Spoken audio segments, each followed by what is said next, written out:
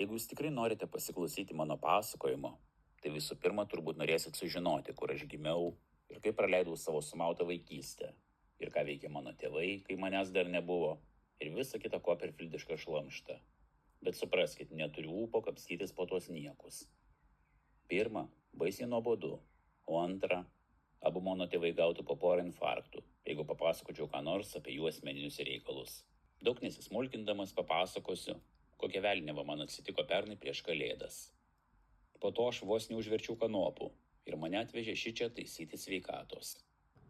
Džeromas Selingeris. Rugiuose prie bedugnės.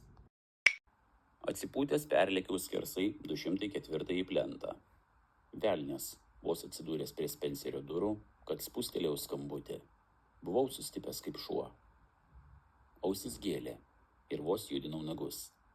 Eik greičiau, beveik balsiai paraginau. Greičiau atidarykit kas nors duris. Pagaliau senė ponė Spencer atidarė. Išeik, vaikeli. O, sėskis. Aš tuoj atbėgsiu arbatytės padarysiu. Vos įėjęs ėmiau gailėtis, kad atėjau. Aplinkui, kiek akis užmato, vien piliulės, vaistų buteliukai ir dvokia vikso lašais nuo slogos.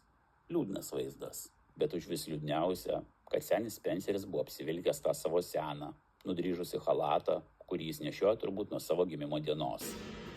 Holdenai, kodėl palieki pensiją? Nu tai, suprantat, išmetė mane.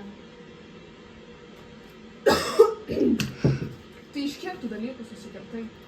Nu, praktiškai iš visų, tik iš anglų, iš teigiamas.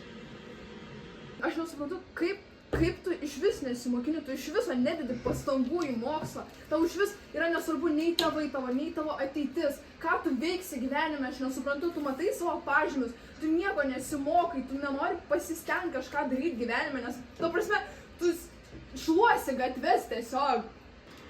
Nu tai, aš ką tik prisiminiau, aš palikau savo daiktus spintelį, man tuo išvažiuoti reikės, tai vat, aš jau bėgsiu, žinokit, aš linkiu jums gero gyvenimo ir viso gero.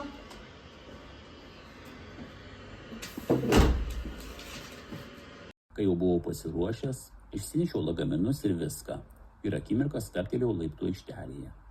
Paskutinį kartą pasižiūrėjau į tą prakeiktą koridorių.